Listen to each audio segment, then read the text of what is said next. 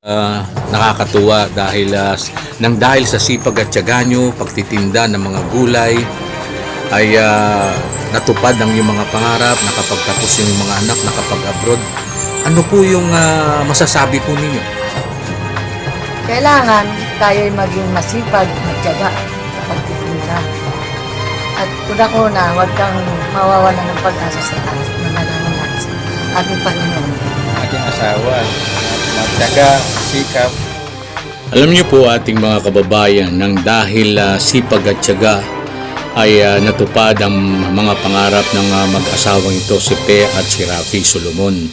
Sa pagtitinda po nila, nataguyod po ang kanilang mga anak mapag-aral.